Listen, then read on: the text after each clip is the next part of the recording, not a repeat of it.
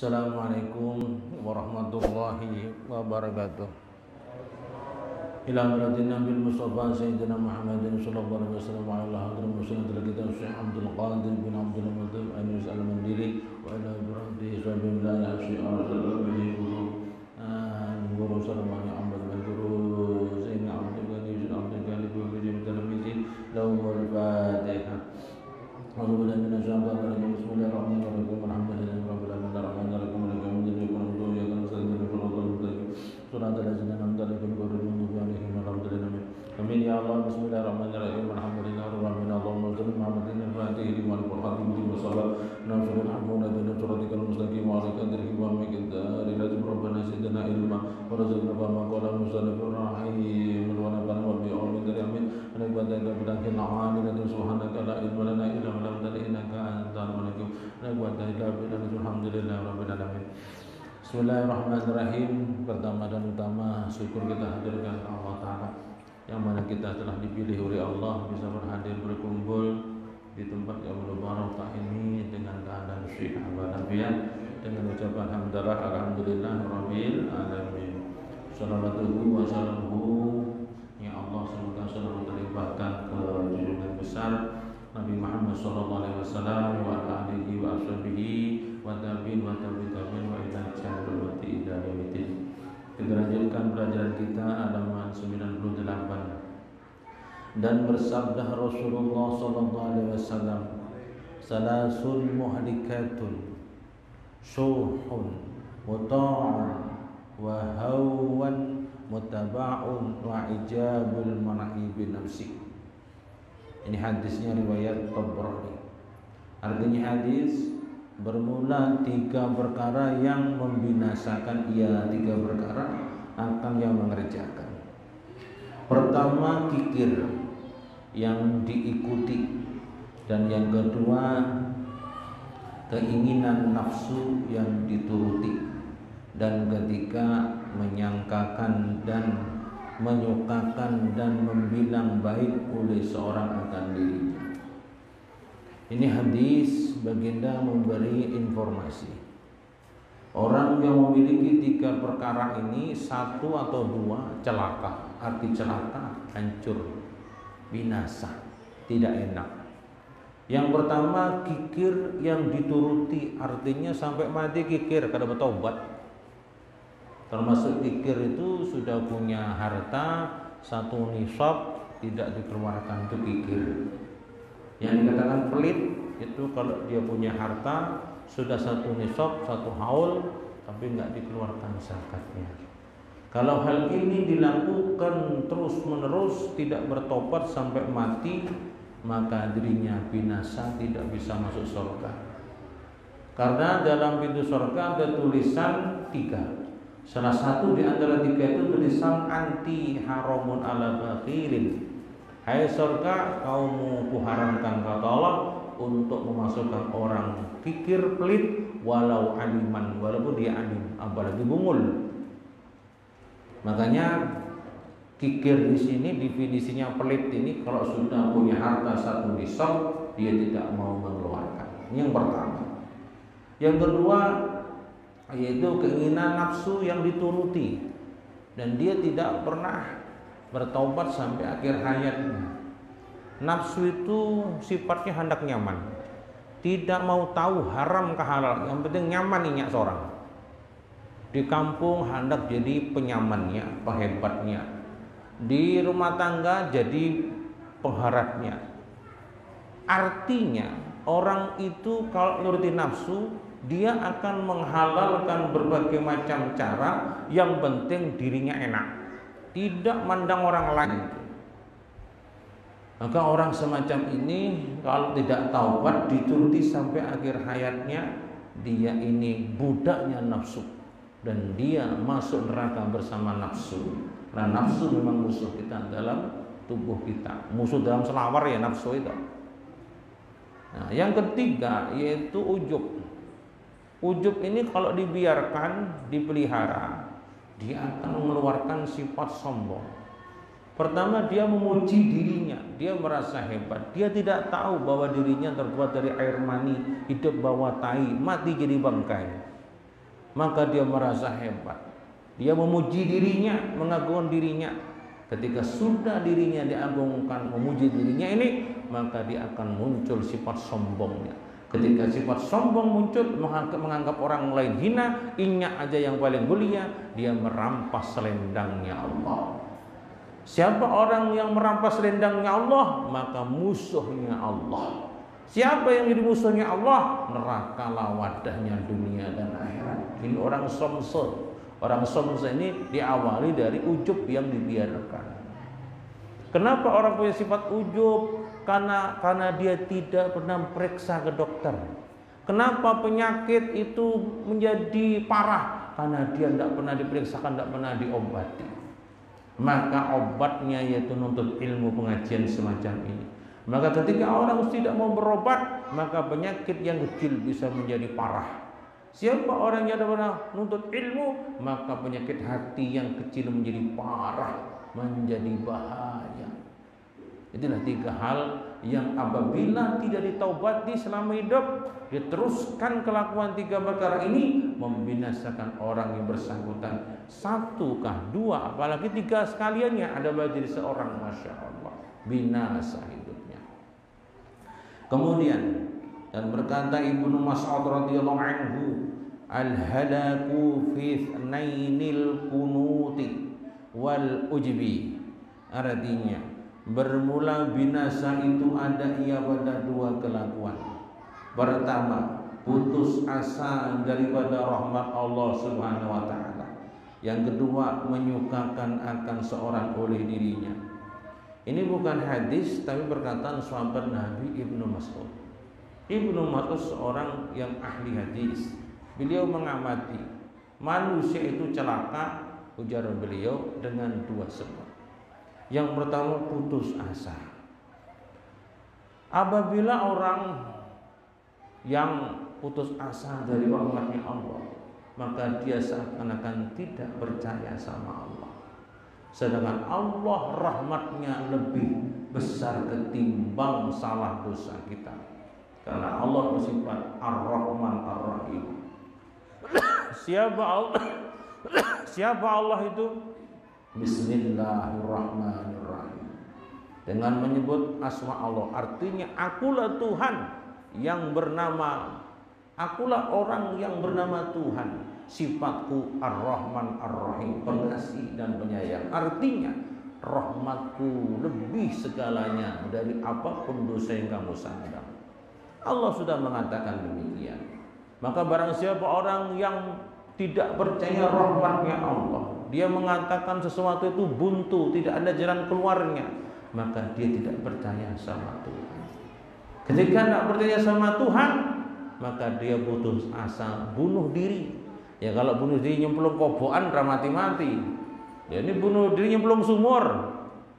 Nah, apabila orang putus asa bunuh diri, berarti orang itu tidak percaya rahmatnya Allah, tidak percaya sama Allah. Maka orang yang mati bunuh diri itu mati kafir hukumnya.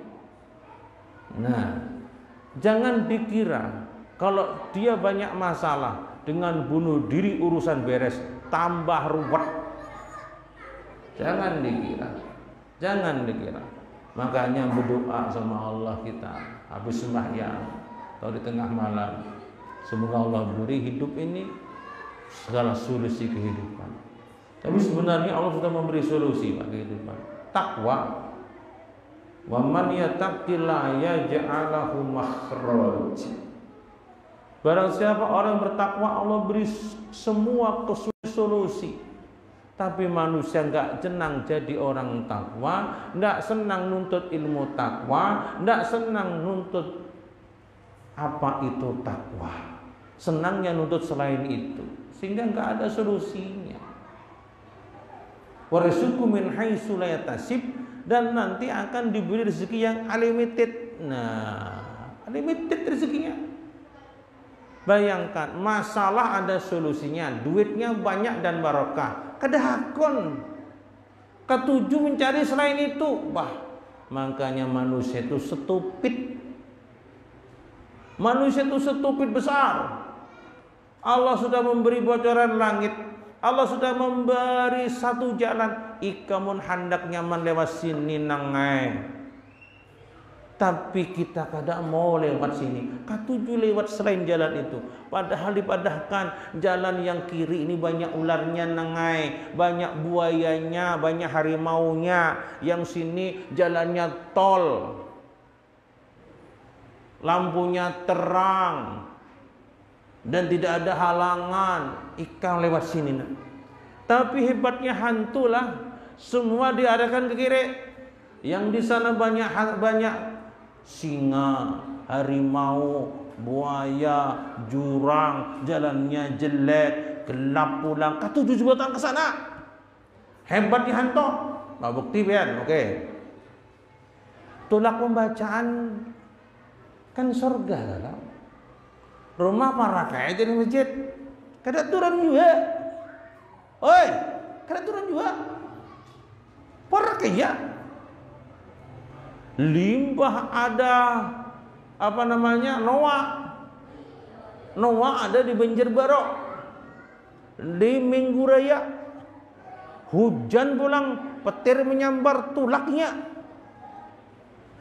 Sepeda motor bejesinya, helm sampai di Ulin bundaran itu tabrakannya. Hakon masih tabrakan sepeda motornya, tolak terus.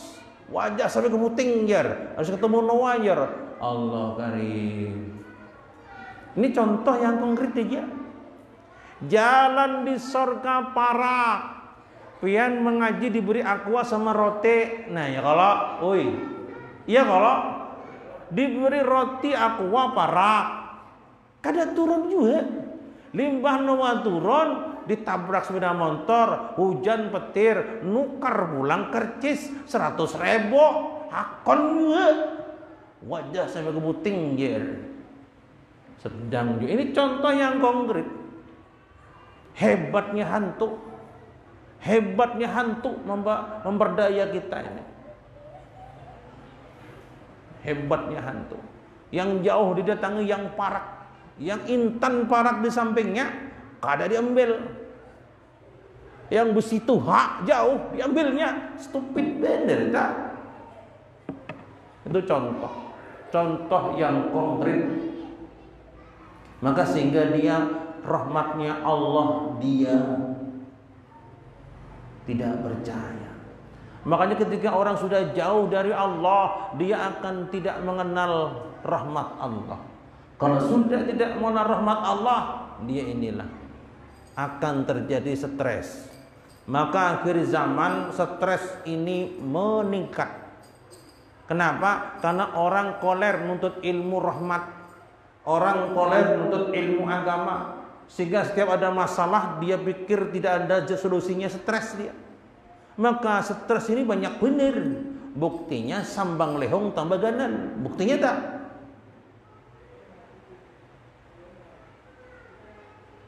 Jadi akhir zaman itu orang stres banyak. Ini karena belajar agama, setiap kesulitan tidak bisa dikembalikan ke Allah. Tidak bisa bahasa anak santri itu mudhaf ilaihnya tidak ada, rujukannya tidak ada.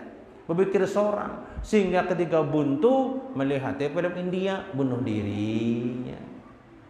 Nah, dikirai beres urusannya. Melihat film-film Korea, bunuh dirinya. Rahmat Allah, mati kafir itu kabarnya sama Tuhan, rahmatnya Allah. Menjadi Ibnu Mas'ud. Maka didiklah anak kita sedini mungkin kenal agama. Dengan agama inilah untuk mengarungi hidup yang penuh, masya Allah, cobaan macam-macam ini. Kalau kita ingin kuat iman, kalau kita ingin hidup nyaman, takwa jadi. Bukan takwa takut min Tuhan, lain. Ilmu amal ilmunya agama diamalkan, istiqomah, buahnya takwa. Muntakwa ya tadi, setiap kesulitan Allah beri solusinya, dan Allah beri rezeki unlimited. Rizqu min haitsu la yahtasib, unlimited. Bingung kan? Jadi yang pertama, yang kedua itu ujub yang dituruti.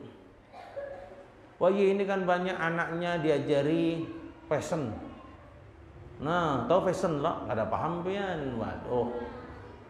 Bebinian anaknya diajari fashion. Fashion ini menghancurkan dirinya anak kalau tidak dibekali agama. Fashion yang religi, yang syar'i ada. Juga ada fashion yang macam-macam tak. Akhirnya merasa bungasnya, merasa hebat. Limba ada saingannya yang lebih bungas, lebih hebat. Inya kada kuat bunuh diri. Ya. Lihat di Korea itu. Yang kemarin bunuh diri karena saingan. Fashion tak. Nyuka tujuh benar anaknya dikursuskan fashion. Duitnya macam-macam. Kadang senang anaknya dikursuskan bahasa Arab. Kadang senang anaknya dikursuskan baca kitab. Kadang senang anaknya dikursuskan hafalan Quran. Kadang senang anaknya dikursuskan pendidikan agama. Tapi di dunia, Masya Allah, limbah dia sudah gagal entah. Rahmatnya Allah tidak percaya. Dan dia ujub, sombong. Tiba sombong, nah itu ujung-ujungnya rahmat Allah. Nah, dua ini bahaya. Kenali anak kita agama dan doa. Ikhtiar kita masukkan agama dunia, kita ajari ilmu dunia juga agamanya, sambil berdoa. Zamannya Masya Allah, fitnahnya banyak. Ujar Ibnu Mas'ud. Hanya saja menghimpun oleh Ibnu Mas'ud radhiyallahu anhu akan dua kelakuan ini karena bahwasanya orang yang putus asa tiada menuntut ia akan kebajikan, karena tiada harap ia akan dia kebajikan. Ini loh, kenapa Ibnu Mas'ud mengatakan rahmat itu suatu perkara yang besar? Karena kalau orang sudah nggak percaya sama rahmatnya Allah, putus asa, dia berbuat apa-apa kada hakon sudah. Kada hakon, dia sudah sembahyang percuma juga, ibadat percuma juga, putus asa. Sehingga dikatakan putus asa suatu perkara yang besar. Kalau sudah dia putus asa, dia berbuat hal-hal yang positif sudah. Maunya mengakhiri hidupnya itu, Pak. Dikira beres. Masya Allah. Jadi Ibnu Mas'ud mengatakan bahwa kenapa orang yang putus asa ini merupakan dosa besar, karena kalau sudah orang putus asa, dia tidak akan mau berbuat hal-hal kebaikan. Karena putus asa. Percuma juga aku kayak ini, putus asa tuh, Pak. Biar dah mati aku. Nah, sakit putus asanya, kadakon disuruh minum obat, dicabutnya impusnya, biar mati aku. Percuma juga obat, mati juga. Jarangnya. Jadi perbuatan baik-baik nggak mau dikerjakan lagi, mah bujur mati. Putus asa tadi, Masya Allah.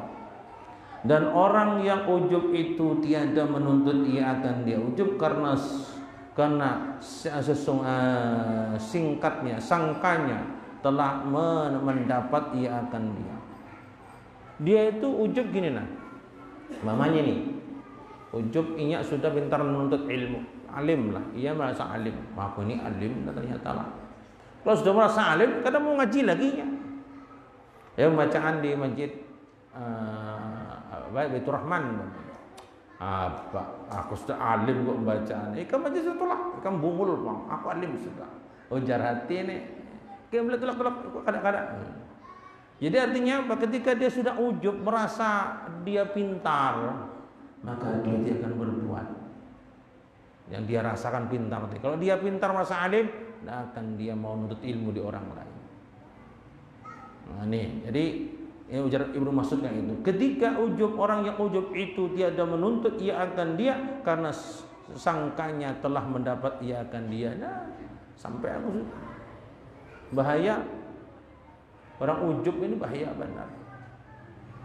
Dan ditanya akan Siti Aisyah radhiyallahu anha, bila masanya ada seorang itu mengerjakan kejahatan, maka menjawab ia Siti Aisyah, apabila menyangka ia akan dirinya berbuat kebaikan. Nah, ada sahabat lain bertakon sama Siti Aisyah bini Nabi, ya Siti Aisyah, kapankah orang itu dikatakan berbuat dosa?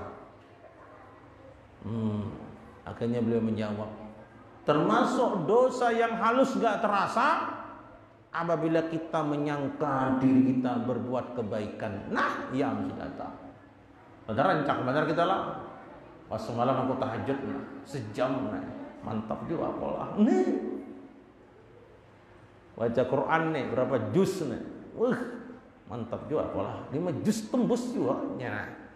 Ketika orang merasa berbuat kebaikan, maka itulah perbuatan dosa pada dirinya. Kelihatan bagus tapi ternyata jelek.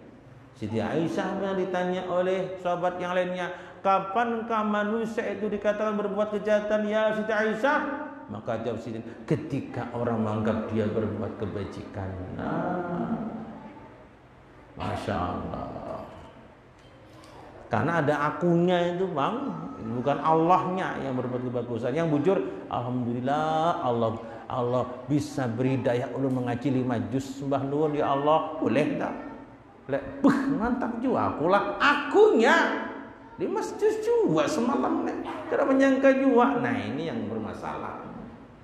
Alhamdulillah tadi malam sama Allah diberi dia topik, nah kawak ngaji 5 juz. Nah ini karena Bapak bersyukur ngarannya ini mun timbul karena menyangka juga aku hebat juga lah 5 juz semalam. Nah ini bermasalah ini akunya di sini. Ini bedanya orang berilmu kada berilmu. Mama pengen nyumbang masjid ini 500.000 atau 1 juta atau 5 juta 50 juta. Mun pengen muncul kayak ini, bah mun ada kusumbang kada jadi tuh gerbang tuh nejar. Kalau jadi 5 juta 50 aku tuh jutanya itu. Kada ada yang kayak aku. 50 itu aku terus. Alhamdulillah Allah Ta'ala ringankan hatiku, duit Allah dititipkan ke ulun berikan ke masjid 50 juta. Subhanallah Allah, ulun ringankan tanganku untuk beramal ibadat. Nah ini kedak bersyukur karena. Tapi jangan bilang gini, ulun kada sombong lah bapak-bapak, ibu-ibu lah 50 juta Allah memberi taufik hidayah sama ulun. Nah ini riak karanya. Hendak dipuji. Lain pasalnya, lain kisahnya ini. Mau di depan umum bilang kayak itu, Anda dipuji ngaranya itu. Bah, iya kak, pian kayak 50 juta itu. Ini orangnya. Nah, timbul sombong pula kan ini orangnya aja. Nah, itu kisahnya lagi itu. Nah, dan memandang seorang laki-laki kepada Bashar bin Mansur rahimahullah taala pada ketika memanjangkan ia akan sembahyang dan mengelokkan ia akan ibadat, maka tatkala selesai ia daripada sembahyang yang Bashar tadi berkata ia bagi laki-laki itu, jangan menipu akan dikau oleh barang yang engkau lihat daripada aku, karena iblis mengerjakan ibadat ia dan sembahyang ia beribu-ribu tahun, kemudian jadi ia kepada barang yang jadi kepadanya, artinya jadi ia kafir wal iyadu billah. Artinya gini, suatu hari sahabat Nabi yang namanya Bashar bin Mansur berjamaah jadi imamnya, sembahyangnya panjang baik, lembah sembahyang panjang, kemudian ada yang memuji, ada yang perangot, yang memuji terpesona apalnya ayat banyak benar. Yang merangot inya sakit perut hendak berak ditahaninya. Jadi mbah itu Bashar tadi mengatakan, hei yang memuji aku jangan pian memuji aku sehingga aku sombong dengan pujianmu. Pun pian memuji aku karena aku mengimami panjang. Ini iblis ini alim benar. Iblis itu alim benar, ibadat dapat 2000 tahun ini kada berkeming-keming. Mun aku berapa jam aja atau berapa menit aja. Jadi gini kalau aturan dalam kitab Sabilah Muhtadin Pak Bu, boleh kita sembahyang itu lama kalau jamaah kita memang orang-orang yang senang sembahyang lama. Nah, tapi kalau yang di belakang makmum kita ini orangnya beragam, maka jangan sembahyang itu imamnya panjang. Kalau bubuan santri, bubuan ulama di belakangnya panjang biasa. Makanan siden tak. Jadi situasi kondisi kita lihat. Jadi mun orang bermaulid itu lihat juga bang. Mun bubuan kadang kuringnya membaca jarawi, mun pas beban kita di sini baca kalaunya. Jadi diringkas-ringkas saya lihat situasi kondisi. Jadi imam juga kayak itu. Mun imamnya jamaahnya orang umum, maka sunnahnya itu pendek, jangan panjang-panjang. Kalau imam makmumnya itu jamaahnya itu santri atau di pondokan, aja ya, hanya gaweannya, ada masalah. Nah, ketika itu jamaah bukan sahabat katuju jua semuanya. Nah, Basar ini imamnya bin Mas'ur, ayatnya panjang, terpesona lah sahabat lainnya. Merdu benar ini. Tipu, aku ini apa dibanding iblis? Iblis ini lebih harap lagi. Makanya terpesona ya. Maka Syekh Abdul Qadir pernah mengatakan dalam satu makalah beliau yang indah, aku tidak heran kepada orang yang alim, yang menguasai ilmu macam-macam, tidak heran saya. Kalau orang itu dikagumi karena alimnya, iblis lebih alim. Yang saya kagumi ketika orang berakhlakul karimah. Karena innamal bu'istu liutamima makariman akhlak. Sungguhnya aku diutus oleh Nabi. Syekh Abdul Qadir Jilani lebih menghormati, lebih memuliakan orang yang berakhlak kalimah walaupun bodoh ketimbang alim tapi kada berakhlak. Karena apa? Mu'ikam terpesona oleh alim pintar, iblis lebih pintar, lebih alim, tapi kafir juga. Nah, jadi itu jadi masukan. Jadi jangan sombong yang punya ilmu, dan yang punya ilmu akhlaknya dibaiki. Yang menopang Indonesia di dunia. Kalau kita umroh haji, yang merunduk ketika kita melewati sab-sab syarat cuma Indonesia. Disinilah sudah terkenal di dunia karena akhlaknya Indonesia, masya Allah. Inilah satu kehebatan yang harus kita jaga.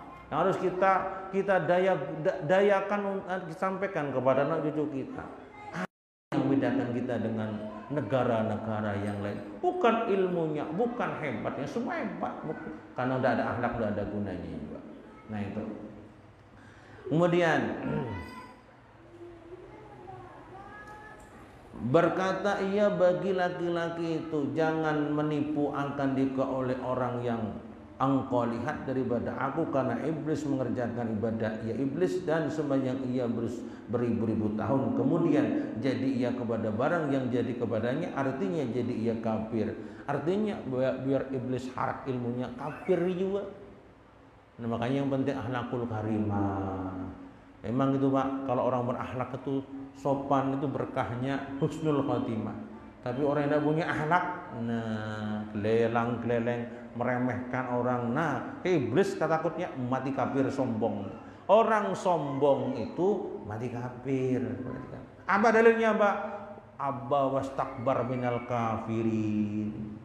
Wa isqala rabbuka lil malaikati isjudu li adama fasajadu ila iblis abba wastakbar wa kana minal kafirin. Ketika Allah berkata kepada malaikat sujudlah kamu kepada Adam, maka semua malaikat sujud kecuali iblis. Abba wastakbar, dia sombong.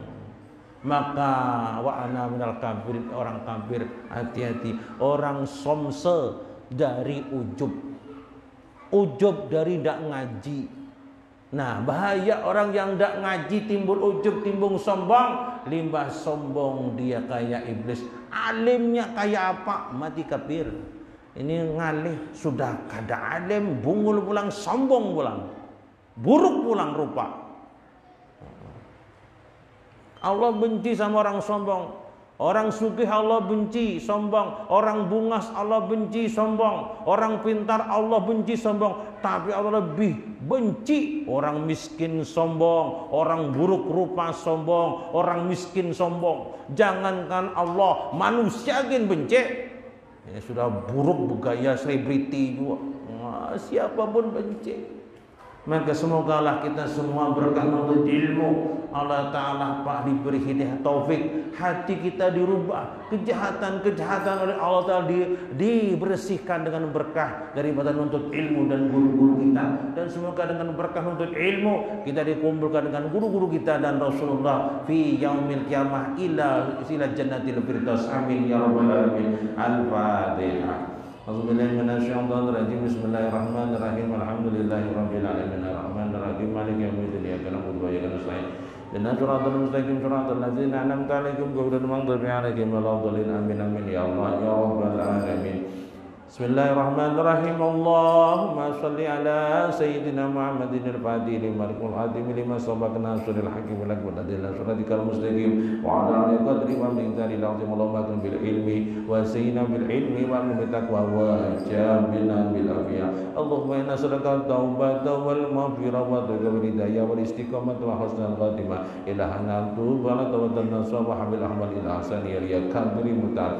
Allahumma ya ghani hamid ya Allah ya mudi وعيدنا وتذكرنا بحنانك الرحمن وبطاعتك المعصيتك وبمتك المعصية ببركة ما جلس العلم. استجب لنا يا الله. سبحان ربك رب العزة عما يصفون وسلام على المرسلين الحمد لله رب العالمين. تقبل الله منكم والله موفق إلى أقوم الطريق. والسلام عليكم ورحمة الله وبركاته. والصلاة على محمد.